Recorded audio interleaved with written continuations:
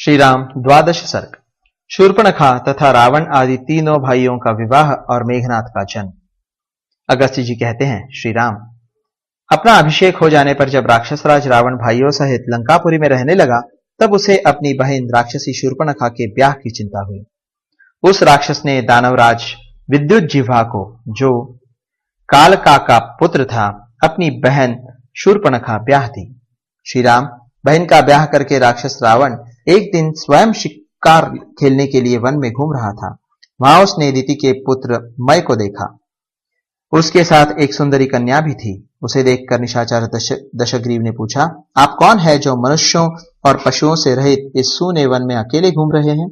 इस मृगनयनी कन्या के साथ आप यहाँ किस उद्देश्य से निवास करते हैं? श्री राम, इस प्रकार पूछने वाले उस निशाचर से मैं बोला, सुनो, मैं अपना सारा वृत्तांत तुम्हें यथार्थ रूप से बता रहा हूं। तात, तुमने पहले कभी सुना होगा, स्वर्ग में हेमा नाम से प्रसिद्ध एक अप्सरा रहती है। उसे देवताओं ने उसी प्रकार मुझे अर्पित कर दिया था, जैसे पुलोम दानव की कन्या शची देवराज इंद्र को दी गई थी। मैं उसी में आसक्त होकर 1 सहस्त्र वर्षों तक उसके साथ रहा हूं। एक दिन वह देवताओं के कार्य से स्वर्गलोक को चली गई। तब से 14 वर्ष बीत गए। मैंने उस हेमा के लिए माया से एक नगर का निर्माण किया था, जो संपूर्णतः सोने का बना है। हीरे और नीलम के संयोग से वह विचित्र शोभा धारण करता है। उसी में मैं अब तक उसके वियोग से अत्यंत दुखी एवं दीन होकर रहता था। उसी नगर से इस कन्या को साथ लेकर मैं वन में आया हूं। राजन, ये मेरी पुत्री है, जो हेमा के गर्भ में ही पली है और उससे उत्पन्न होकर मेरे द्वारा पालित हो बड़ी हुई है। इसके साथ मैं इसके योग्य पति की खोज करने के लिए आया हूं। मान की अभिलाषा रखने वाले प्राय सभी लोगों के लिए कन्या का पिता होना कष्टकारक होता है, क्योंकि इसके लिए कन्या के पिता को दूसरों के सामने झुकना पड़ता है। कन्या सदा 2 कुलों को संशय में डाले रहती है। तात, मेरी इस भार्या हेमा के गर्भ से 2 पुत्र भी हुए, जिनमें प्रथम पुत्र का नाम मायावी और दूसरे का नाम दुंदुभी है। तात, तुमने पूछा था, इसलिए मैंने इस तरह अपनी सारी बातें तुम्हें यथार्थ रूप से बता दी। अब मैं यह जानना चाहता हूं कि तुम कौन हो, यह मुझे किस तरह ज्ञात हो सकेगा? मयासुर के इस प्रकार कहने पर राक्षस रावण विनीत भाव से यूं बोला, मैं पुलस्त्य के पुत्र विश्रवा का बेटा हूं। मेरा नाम दशग्रीव है। मैं जिन विश्रवा मुनि से उत्पन्न हुआ हूं, वे ब्रह्मा जी से तीसरी पीढ़ी में पैदा हुए हैं।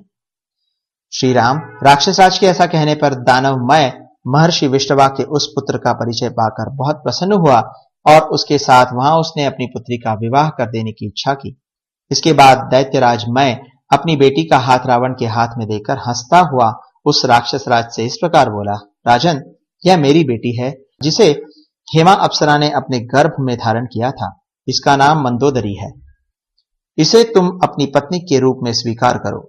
श्री राम, तब दशग्रीव ने बहुत अच्छा कहकर मयासुर की बात मान ली। फिर वहां उसने अग्नि को प्रज्वलित करके मंदोदरी का पाणी ग्रहण किया। रघुनंदन, यद्यपि तपोधन विश्रवा से रावण को जो क्रूर प्रकृति होने का शाप मिला था, उसे मयासुर जानता था, तथापि रावण को ब्रह्मा जी के कुल का बालक समझकर उसने उसको अपनी कन्या दे दी। साथ ही उत्कृष्ट तपस्या से प्राप्त हुई एक परम अद्भुत अमोघ शक्ति भी प्रदान की, जिसके द्वारा रावण ने लक्ष्मण को घायल किया था। इस प्रकार द्वार परिग्रह मतलब विवाह करके प्रभावशाली लंकेश्वर रावण लंकापुरी में गया और अपने दोनों भाइयों के लिए भी 2 भार्याएं उनका विवाह कराकर ले आया। विरोचन कुमार बलि की दौहित्री को, जिसका नाम वज्रज्वाला था, रावण ने कुंभकर्ण की पत्नी बनाया। गंधर्वराज महात्मा शैलूष की कन्या सरमा को, जो धर्म के तत्व को जानने वाली थी, विभीषण ने अपनी पत्नी के रूप में प्राप्त किया। वह मानस सरोवर के तट पर उत्पन्न हुई थी। जब उसका जन्म हुआ, उस समय वर्षा ऋतु का आगमन होने से मानस सरोवर बढ़ने लगा। तब उस कन्या की माता ने पुत्री के स्नेह से करुण क्रंदन करते हुए उस सरोवर से कहा, सरो मां वर्धयस्व। हे सरोवर, तुम अपने जल को बढ़ने न दो। उस घबराहट में सरह मां ऐसा कहा था, इसलिए उस कन्या का नाम सरमा हो गया। इस प्रकार वे तीनों राक्षस विवाहित होकर अपनी अपनी स्त्री को साथ ले नंदनवन में विहार करने वाले गंधर्वों के समान लंका में सुखपूर्वक रमण करने लगे। तदनंतर कुछ काल के बाद मंदोदरी ने अपने पुत्र मेघनाथ को जन्म दिया। जिसे आप लोग इंद्रजित के नाम से पुकारते थे। पूर्व काल में उस रावण पुत्र ने पैदा होते ही रोते रोते मेघ के समान गंभीर नाद किया था।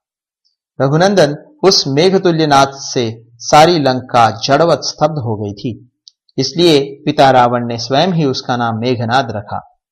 श्री राम, उस समय वह रावण कुमार रावण के सुंदर अंतपुर में माता पिता को महान हर्ष प्रदान करता हुआ श्रेष्ठ नारियों से सुरक्षित हो काष्ठ से आच्छादित हुई अग्नि के समान बढ़ने लगा। इस प्रकार श्री वाल्मीकि निर्मित आर्ष रामायण आदि काव्य के उत्तर कांड में 12वां सर्ग पूरा हुआ।